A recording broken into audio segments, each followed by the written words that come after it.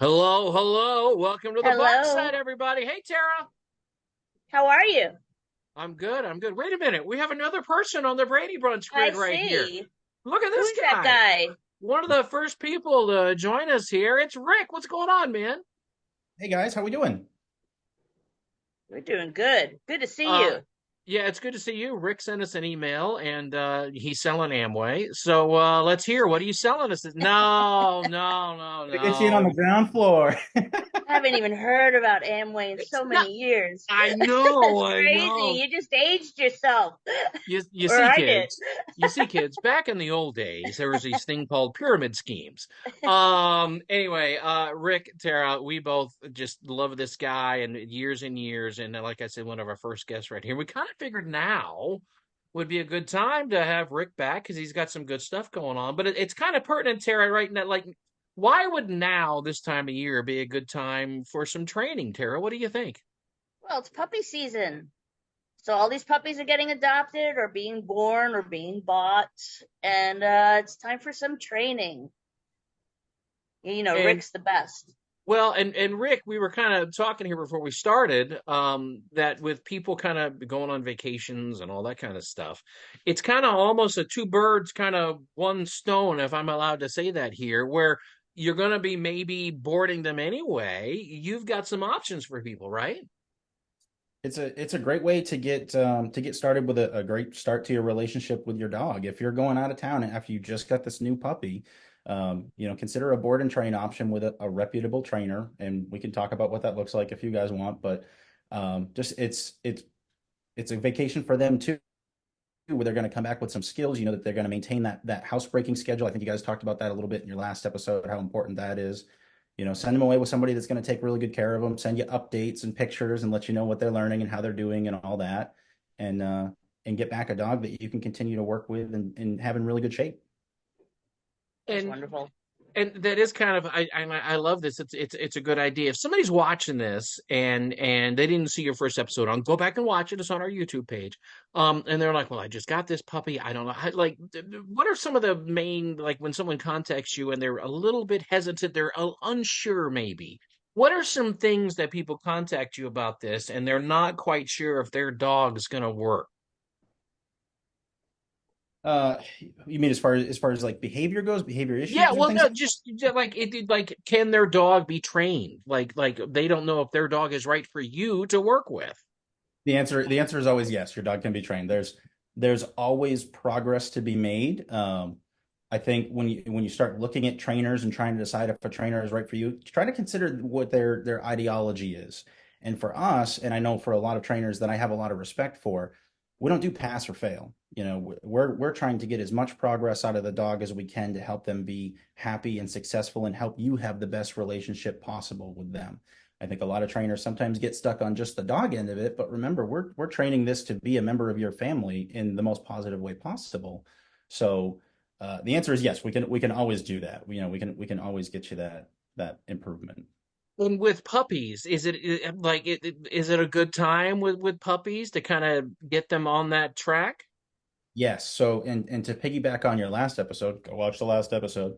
That we have that question, right? When is the right time to start? And as far as working them out in public and things like that, the shots and the vaccinations are paramount. That's really important because everything that we do, we're looking towards safety of the dog. But there's so much that you can start to do in your own home. So start getting them used to new experiences. I like to say work dogs on every surface that you can. If you've got the option of stairs, stairs are a confidence builder. You get these little puppies. Remember, we're working appropriately with their size and their joints because their joints aren't even close to formed yet. But work the dogs. Initially, a set of stairs might be pretty intimidating to a little puppy, but you get them on a leash, you help them, you encourage them, you praise them all the way. Be their cheerleader. And then when they do that, throw a parade for them. Yay, you did it! And sooner or later, you're going to notice that this dog is starting to feel like, yes, I can do this. These things that were scary to me before, the idea of jumping down off my cot, 4 inches to the floor used to be pretty scary. But now, not only when I do it, am I able to do it, but I'm getting praised and loved on for it too. That's gonna build confidence, and that confidence, I would say, more so than anything else, is key to successful training. Hang on, I got a mark down on our list here.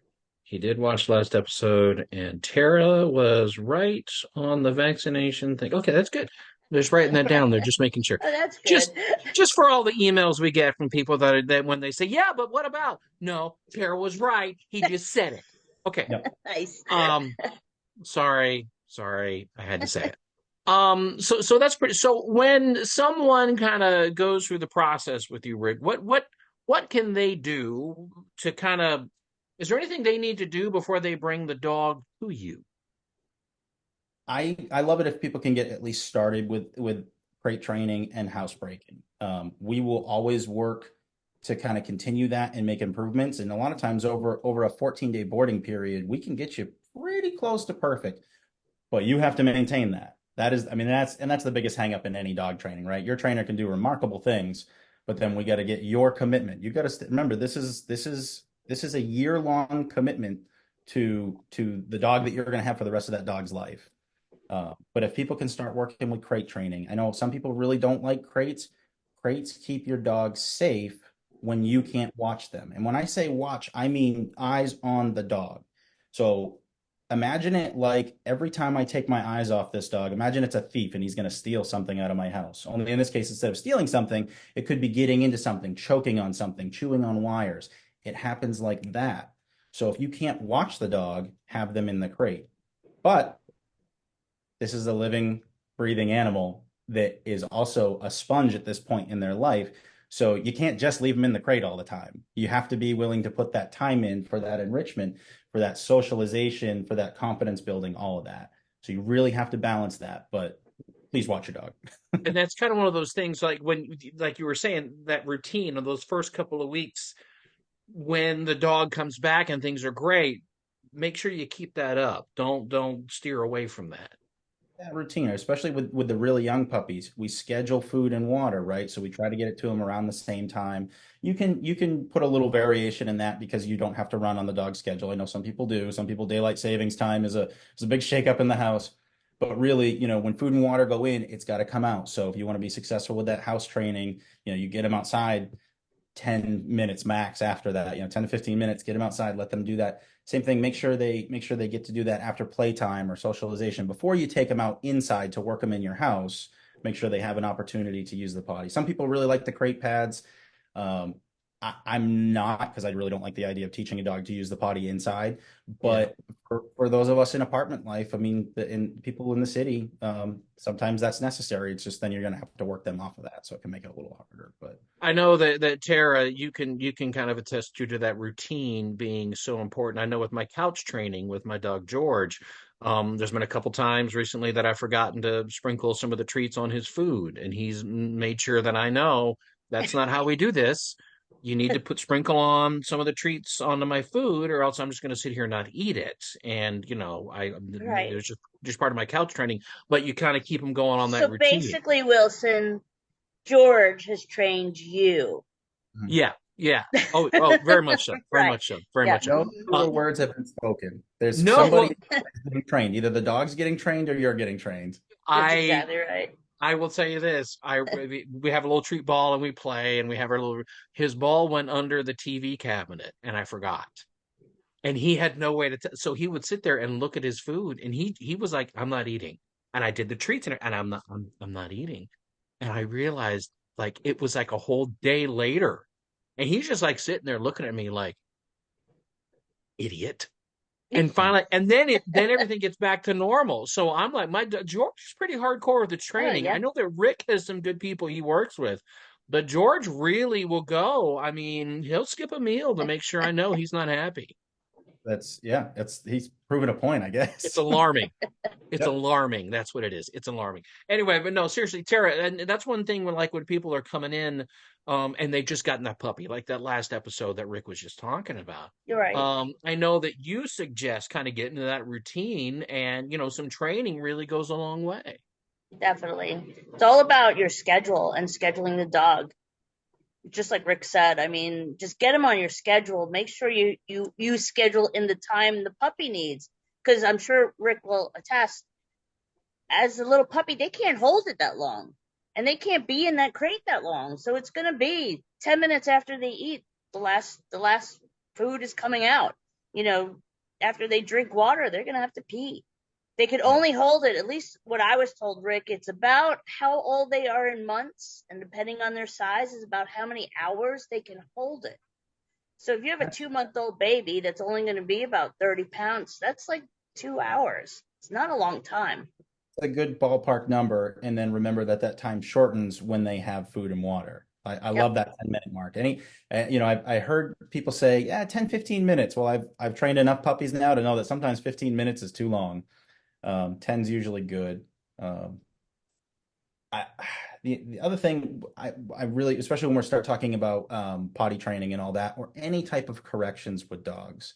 Um, Remember, I'm working some very with our service dogs, with our therapy dogs, some of the best behaved dogs out there. I have very, very high expectations of our dogs, and I think a lot of people think that means we would be very, very strict with them, and we're strict, but I don't like punishment. Mm. And I know, especially if you haven't had a puppy in a while, if the dog makes a mess on the floor, remember whose fault that actually is, and and just go forward, knowing that this is the schedule that we need to be on, that we need to pay attention to that. But as far as corrections go, if you don't catch the dog in the moment, they don't know what you're talking about. So I'm hoping that in today's day and age, we're past the screaming and yelling and God forbid pushing a dog's face into their mess. Yeah. But I also know that we're not. So I'm here to tell you it does not work.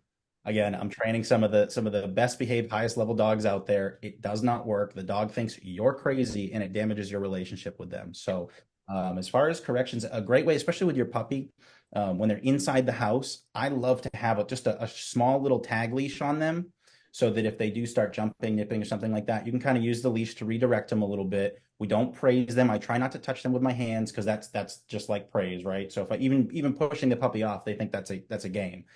Dogs jumping on you or mouthing and you're pushing them. They're like, this is fun. Just use the leash, pull them back a little bit. Same thing with if they start to poop or pee in your house. If you can catch them in the moment, you can do it. Do a clap, do something to interrupt them. Get them outside. Now, even though you still have a mess to clean up inside, if they finish going outside, you throw a parade for them because they did the right thing. And that is going to make a difference with a dog. That's Hmm. the foundation towards those dogs that do great, great work.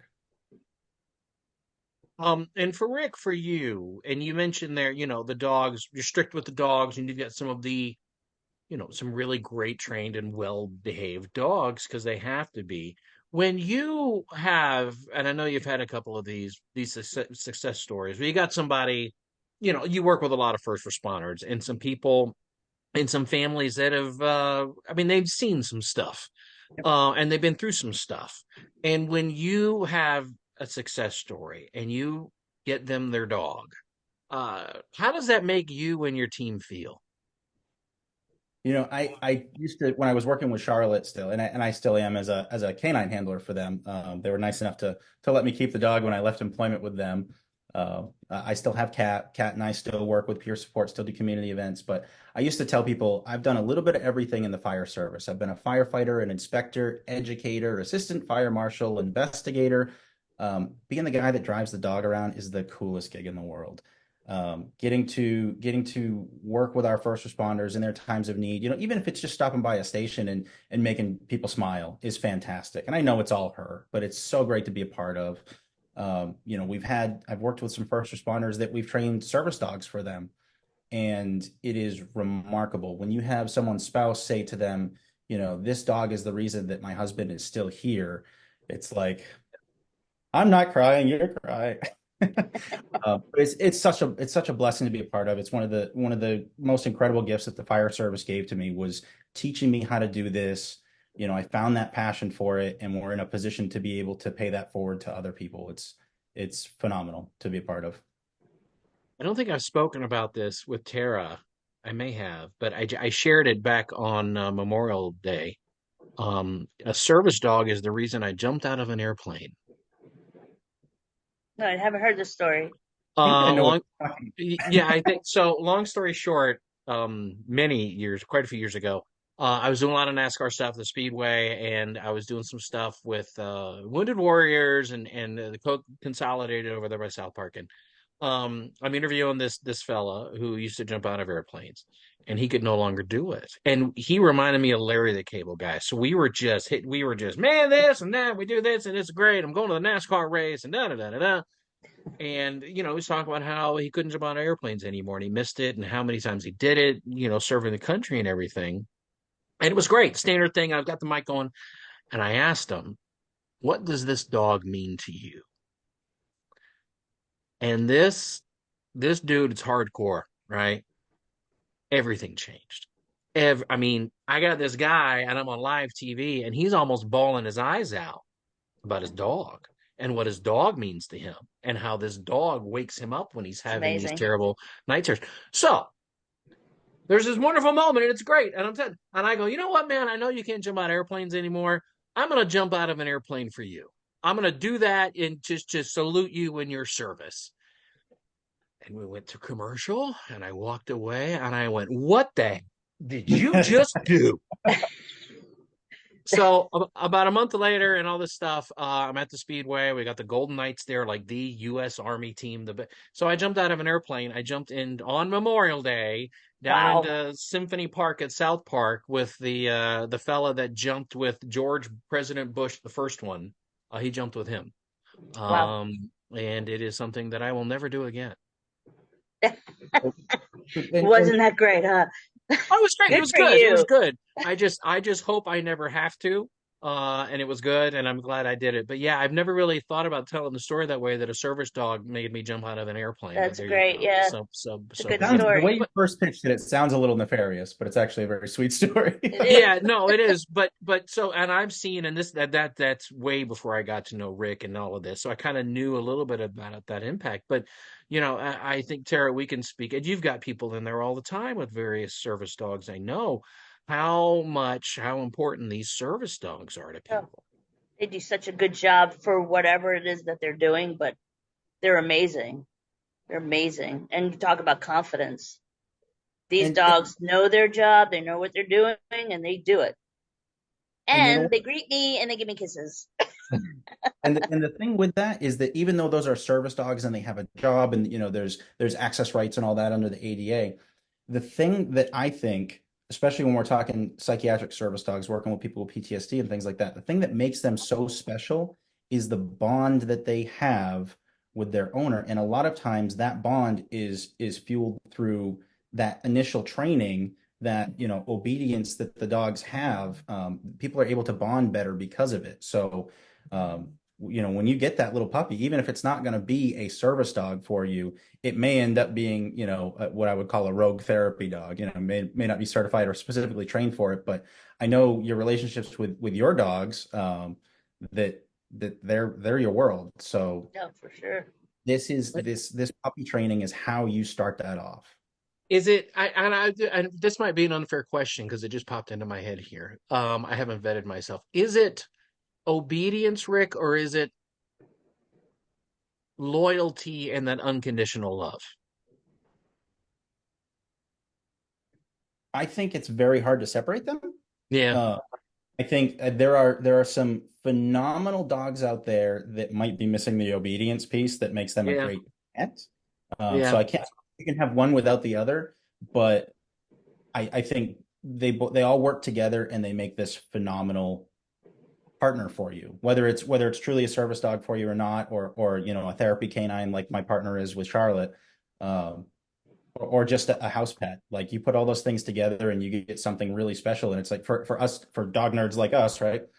It's so hard to describe that to somebody that's never had that relationship I'm before. sorry. You said some dogs have the loyalty and they miss the obedience part. George just popped his head around the corner here when he said that. Yes, he's talking about you. Yes. Okay. Tara, you got anything else for Rick here? I want him to plug all his stuff before we get too long here. You got anything else for Rick? No, I think he covered the basis. I mean, it's always potty training, crate training for me too. So that's step one. Rick, is So it too late for somebody to kind of contact you about doing stuff this summer if they're going on vacation or if they want to find out more? Is it too late? It's not too late at all. We actually have our shiny new website up. It's canineresponderacademy.com.